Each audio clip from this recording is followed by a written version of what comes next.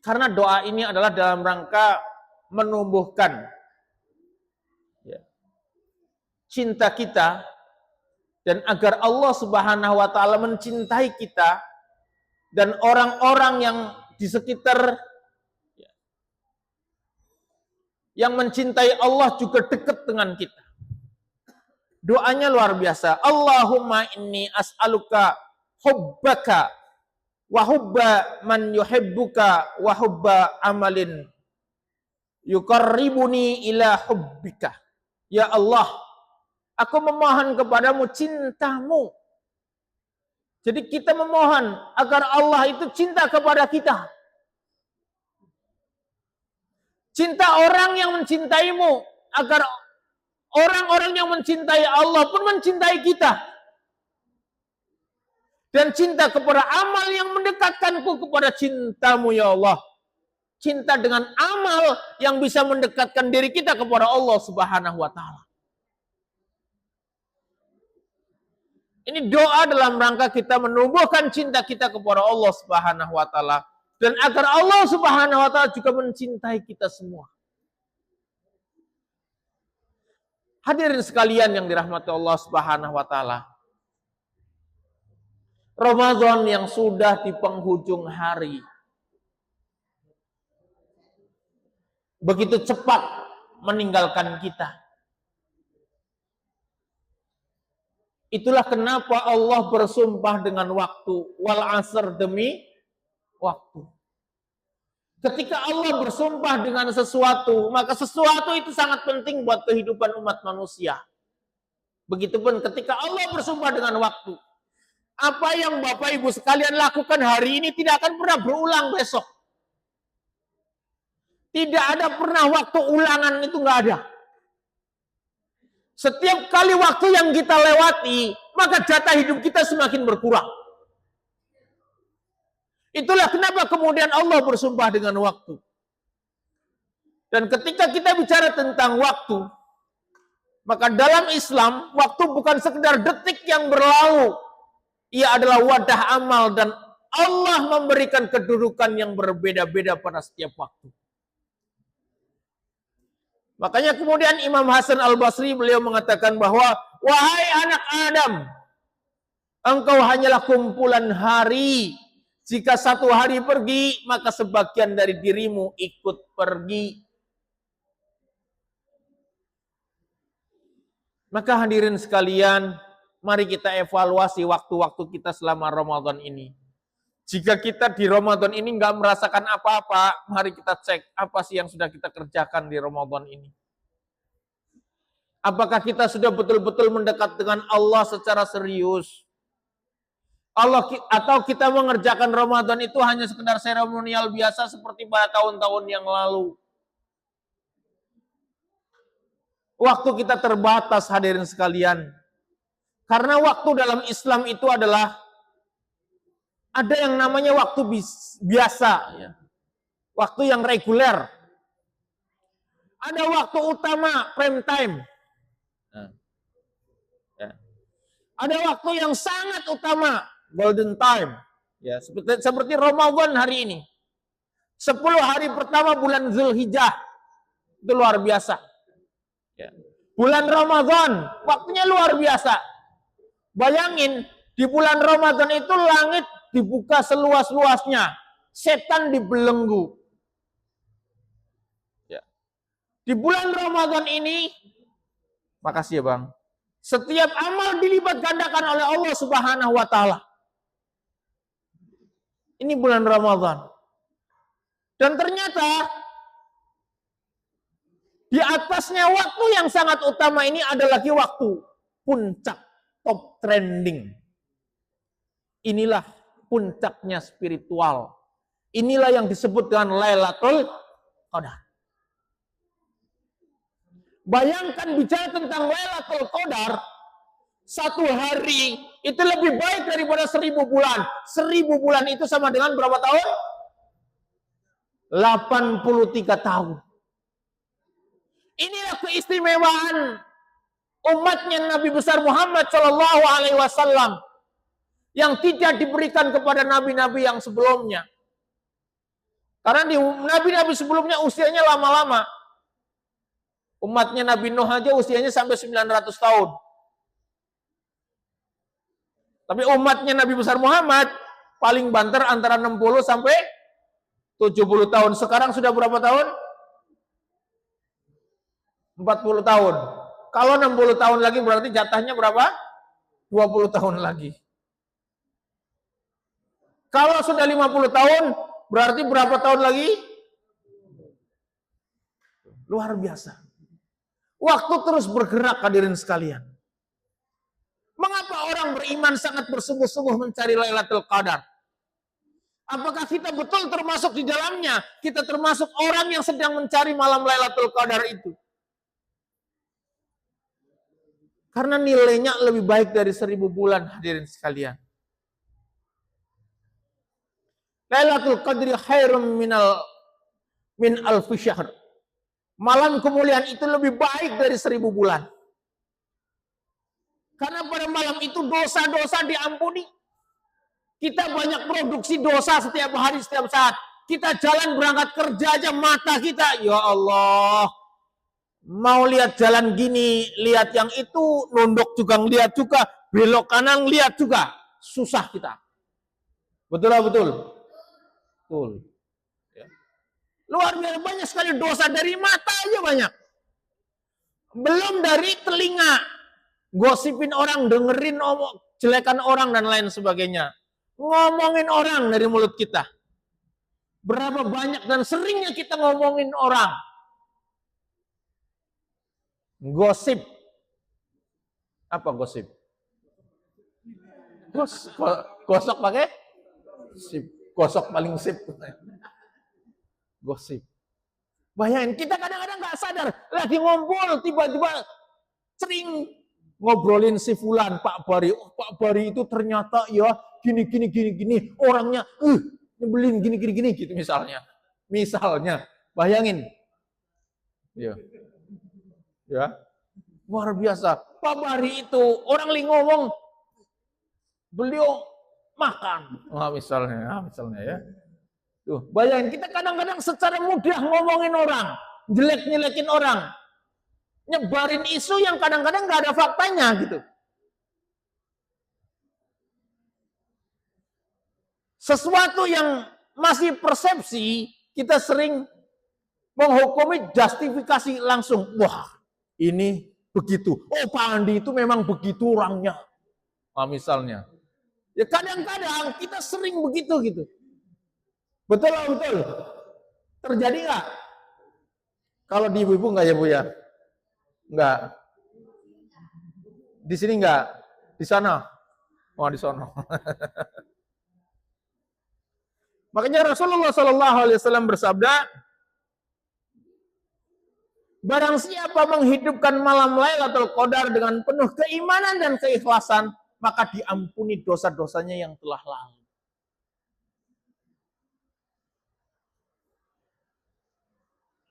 Berikutnya, karena pada malam itu takdir tahunan itu ditentukan. Jadi takdirnya manusia itu ditentukan di malam Lailatul Qadar.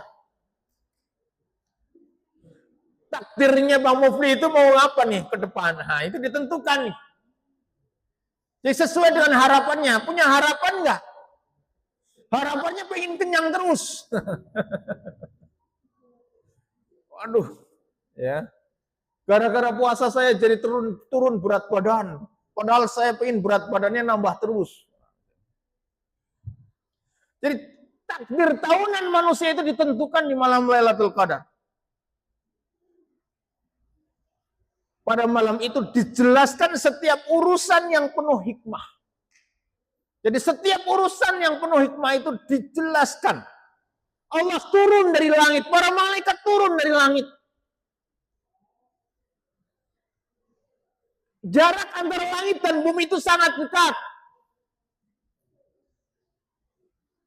Jadi kalau kita tidak memanfaatkan momentum ini dengan sebaik-baiknya, kita akan menjadi manusia yang kata Allah Subhanahu wa taala merugi. Innal insana lafi khusr. Sesungguhnya manusia sungguh dalam kerugian. kita akan menjadi manusia-manusia yang rugi. Padahal kalau dagang, kita nggak mau rugi, maunya untung terus. Betul apa betul?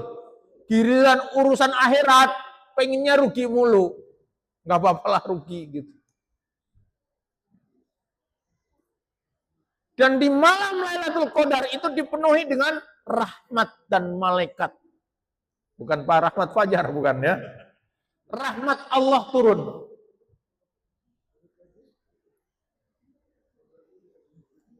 Kalau kita membaca surat Al-Mulk ayat yang kedua, Allah mengatakan ahsanu amalan. Bahwa manusia itu beramal dengan ahsanu amalan, amal yang terbaik. Dan kalau kita membaca surat At-Tin, di situ Allah katakan bahwa laqad khalaqnal insana fi ahsani taqwim. Allah menciptakan manusia dengan bentuk yang terbaik.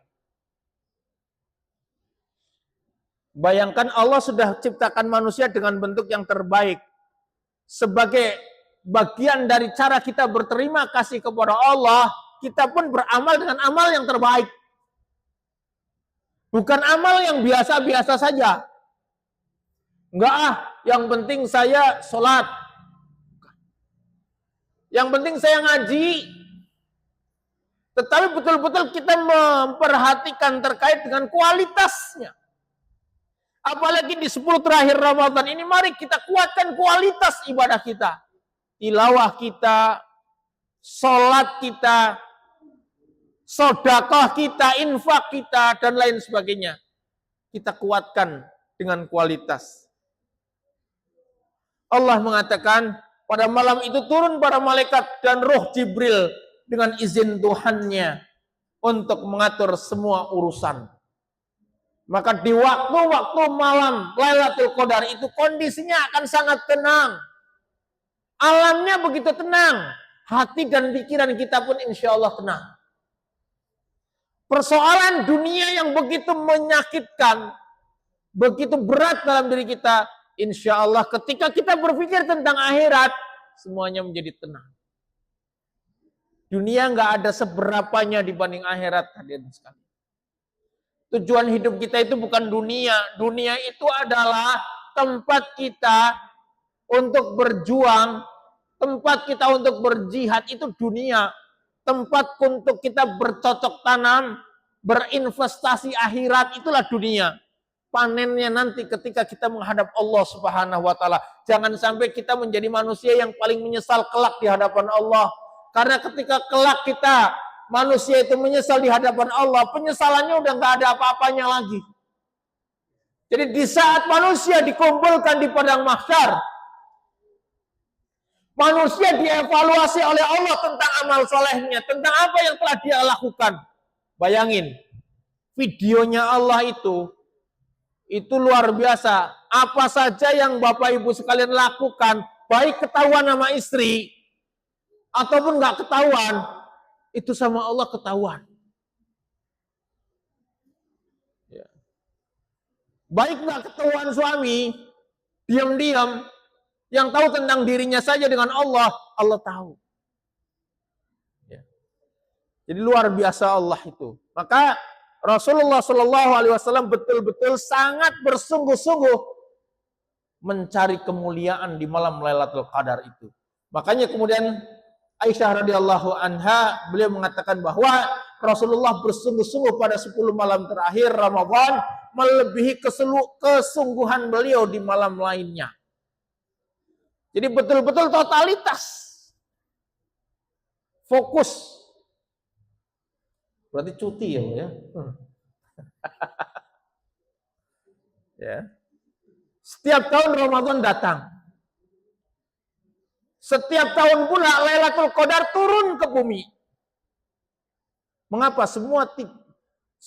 tidak semua orang merasakannya? Karena puasanya biasa-biasa aja. Betul apa betul?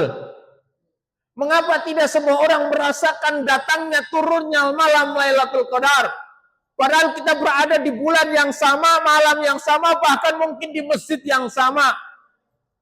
Ternyata masalahnya bukan pada malamnya, tetapi seringkali pada kesiapan hati manusia menyambut datangnya malam Lailatul Qadar itu. Kesiapan hati kita dalam menyambutnya, itu yang nggak sama. Malamnya sama, dan setiap tahun Lailatul Qadar itu ada. Tapi kita nggak tahu kapan dia, dan lain sebagainya. Kita nggak merasakan itu. Maka hadirin sekalian yang dirahmati Allah Subhanahu wa taala, mari kita berjuang di awal ini. Ini malam 21, mari kita berjuang.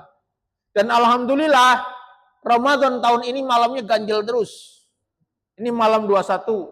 Besok kita ikut Muhammadiyah malam 21, malam 23. Oh, kenapa terus? Artinya malam ganjil.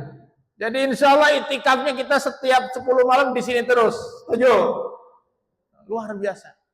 Jangan sampai wadah yang penting saya 21, 23, 21, 23 gitu aja, 25. Kita istiqomah. Inilah penyebab kita tidak merasakan kehadiran Lailatul Qadar. Ini penyebabnya. Yang membuat manusia nggak merasakan datangnya malam Lailatul Qadar itu, ini sebabnya.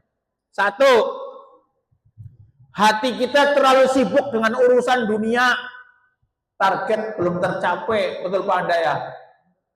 Ya prospek terus lah. Ya, kemana gitu kan? Yang penting kejar terus, ya. Hati yang terlalu banyak dosa. Kita banyak bermaksiat kepada Allah. Kita banyak zalim sama orang.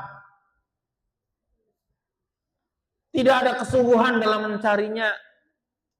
Setiap malam Lailatul Qadar kita mencarinya biasa-biasa aja. Nggak ada effortnya. Malam ini pulang kampung. Jadi malam Lailatul Qadarnya di perjalanan, bermacet-macet ria. Makanya kita nggak merasakan datangnya malam Lailatul Qadar.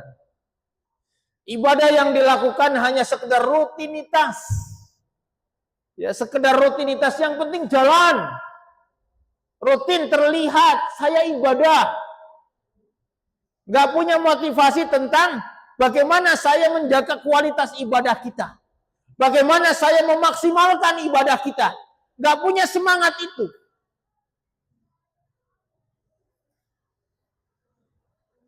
Karena Allah memberikannya kepada hati yang dirindukannya. Semoga semua yang hadir di sini adalah orang-orang yang dirindukan Allah. Jadi Lailatul Qadar itu turun kepada orang-orang yang hatinya dirindukan oleh Allah Subhanahu wa taala. Makanya kita berdoa agar kita selalu dicintai oleh Allah, supaya apa? Supaya kita dirindukan oleh Allah. Kita memantaskan diri di hadapan Allah agar Allah merindukan kita.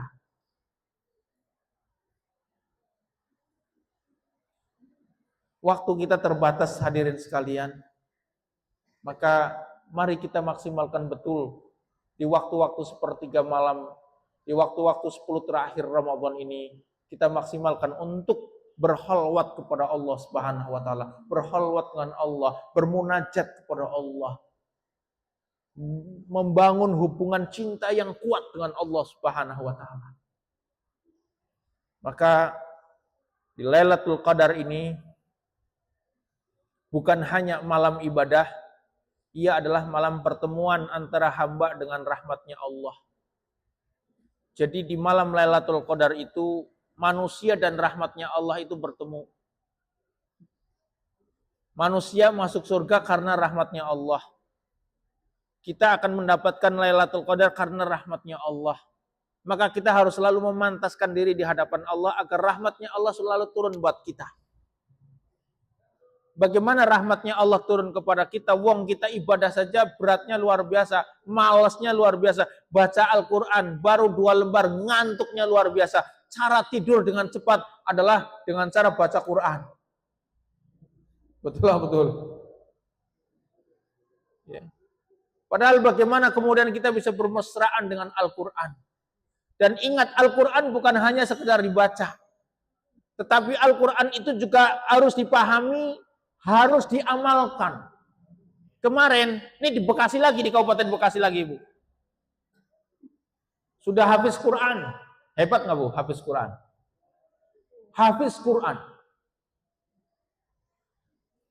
Ngajar di Islam terpadu. Ternyata dia seorang pedofil. Tahu pedofil? Apa nih pedofil?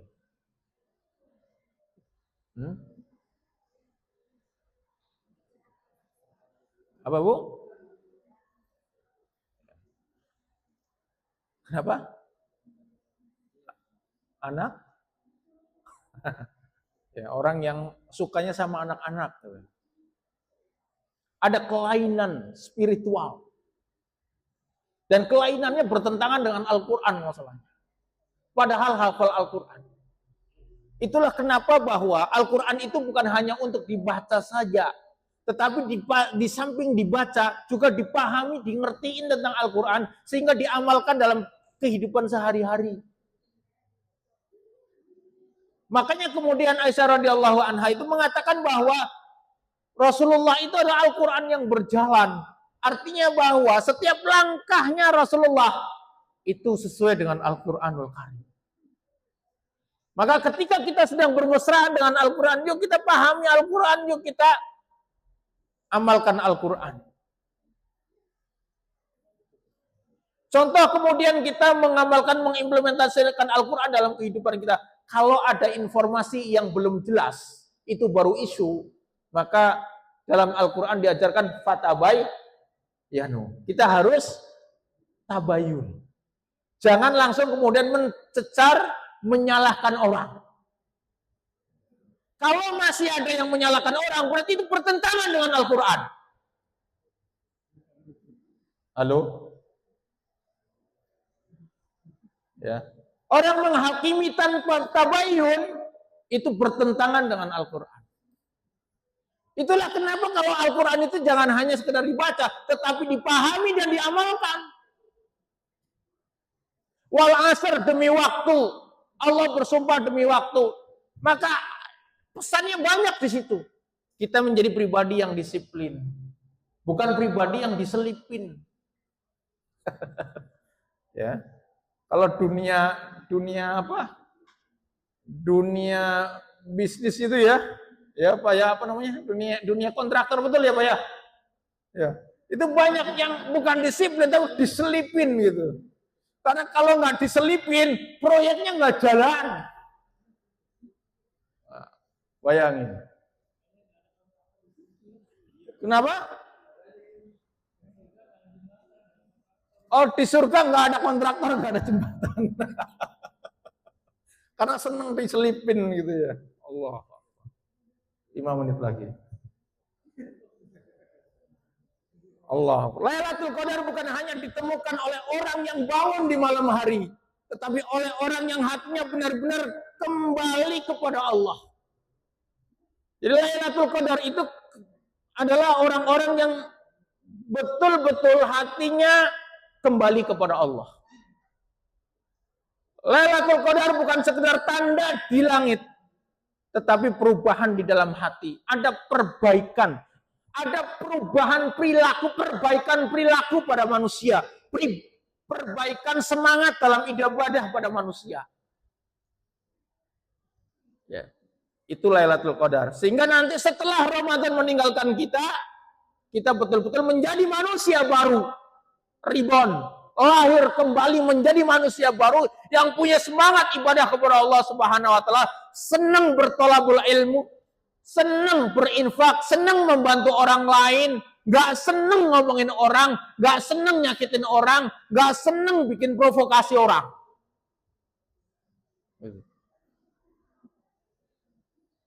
Makanya kemudian para ulama mengatakan tanda seseorang mendapatkan Lailatul Qadar adalah ketika setelah Ramadan ia menjadi lebih dekat kepada Allah Subhanahu wa taala. Makanya setelah bulan Ramadan namanya bulan Syawal. Syawal itu artinya peningkatan. Seharusnya setelah Ramadan ini meninggalkan kita terjadi peningkatan. Apa yang harus dilakukan untuk mendapatkan malam Lailatul Qadar? Salah satunya adalah iktikaf, berdiam diri di masjid dengan niat beribadah kepada Allah. Ini baru masuk ke iktikafnya ini, tapi sudah habis waktunya. Saya bacain aja kalau gitu. Nggak usah saya jelasin. Ya, jadi hukum iktikaf itu secara hukum, iktikaf merupakan ibadah sunnah yang dapat dilakukan kapan saja selama memungkinkan, terutama pada 10 hari terakhir bulan Ramadan. Anjuran tersebut didasarkan pada praktik Rasulullah SAW yang secara rutin melaksanakan iktikaf pada waktu tersebut. Maka dalil iktikaf itu ada dalam surat Al-Baqarah 187. Wala tubashiruhunna wa antum akifuna fil masajid. Jangan campuri mereka ketika kamu dalam keadaan beriktikaf di masjid. Fokus di masjid. Jangan campuran dulu. Ya, Pak Baria, fokus di masjid. Ya. Dari Aisyah radhiyallahu anha, istri Nabi Shallallahu alaihi wasallam menuturkan, sesungguhnya Nabi Shallallahu alaihi wasallam melakukan iktikaf pada 10 hari terakhir bulan Ramadan hingga beliau wafat. Sampai Rasulullah wafat. Kemudian istri-istrinya mengerjakan iktikaf sepeninggalan beliau. Wahai para istri. Ya, istri-istri Rasulullah pun melakukan iktikaf. Dari Ubay bin Ka'ab radhiyallahu anhu berkata, sesungguhnya Rasulullah Shallallahu alaihi wasallam beriktikaf pada 10 hari terakhir dari bulan Ramadan. Pernah selama 1 tahun beliau tidak beriktikaf, lalu pada tahun berikutnya beliau beriktikaf selama 20 hari. Hadis hasan, riwayat Abu Dawud dan Ibnu Majah. Maka rukun dari dan syarat iktikaf itu adalah niat. Jadi datang ke sini dengan niat, Bu ya. Niatnya apa, Bu? Niatnya iktikaf, bukan pindah tempat tidur. Karena sering kita di masjid-masjid, saya mau iktikaf, sudah bawa alat-alat untuk tidur, sampai masjid langsung tidur, lombang ngorok. Besok ditanya, semalam ngapain? Saya semalam iktikaf di masjid sono, sahurnya enak. Tuh. Ya, padahal tidur. Ya. Kemudian berdiam diri di masjid sekurang-kurangnya selama tumaninah sholat. Iktikaf dapat dilakukan pada siang hari maupun malam hari. Kalau di sini kebanyakan ngalong. Kalau dulu waktu saya SMA justru iktikafnya full. Dari 10 hari. Biasanya di Prokerto, masjid depan Unsud. Apa itu namanya? Lupa nama masjidnya. Itu 10 hari, 9 hari. Hamin 1 lebaran langsung pulang.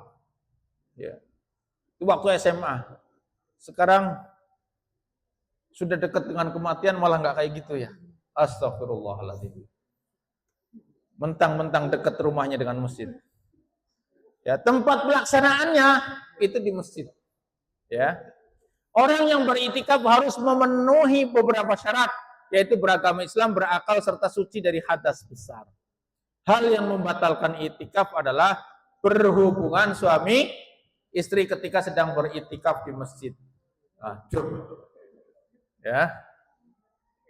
Berikutnya, iktikaf juga dapat batal apabila seseorang keluar dari masjid tanpa uzur yang dibenarkan oleh syariat. Namun jika keluar karena kebutuhan mendesak seperti buang air besar atau buang air kecil, maka hal tersebut tidak membatalkan iktikaf. Tuh, ada dalilnya dari Aisyah radhiyallahu anha.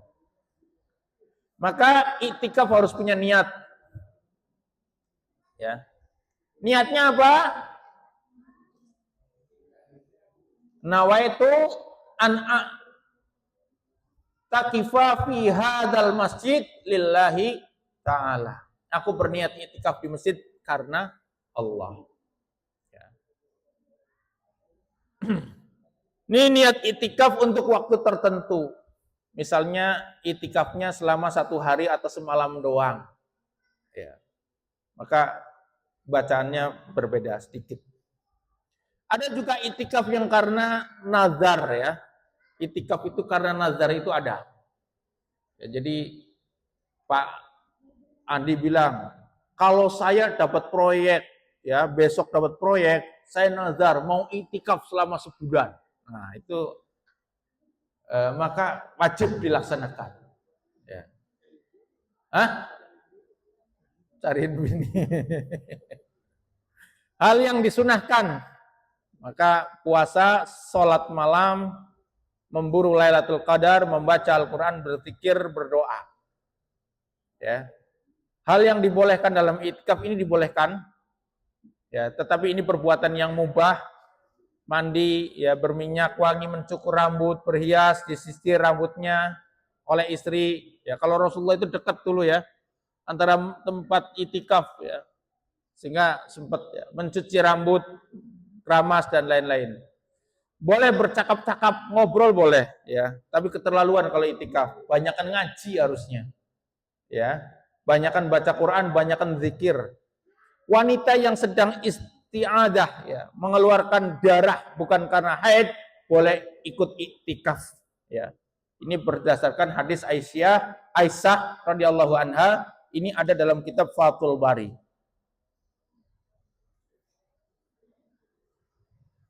Orang yang iktikaf boleh membatalkan iktikafnya karena sesuatu hal yang penting. Buru-buru ditelepon, suruh pulang karena ada sesuatu yang urgent, ya, boleh. Orang yang iktikaf boleh membawa barang-barang yang diperlukan seperti alas tidur, boleh. Ke dalam masjid boleh.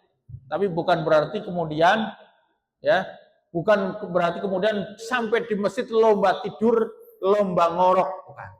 Ya, jangan sampai waktu kita hilang begitu saja. Maka manfaatkan waktu 10 terakhir di bulan Ramadan. Ini top trendingnya itu sekarang.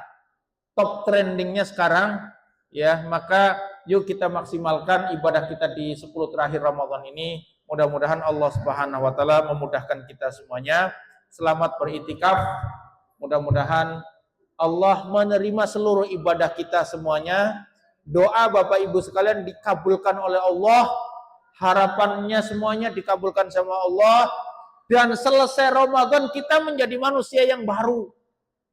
Manusia yang akhlaknya terbaik, ibadahnya terbaik, ucapannya terbaik, sikapnya terbaik, dan lain sebagainya, insya Allah. Kita menjadi manusia baru pasca Ramadan ini. Maka insya Allah itulah tanda bahwa kita mendapatkan malam Lailatul Qadar.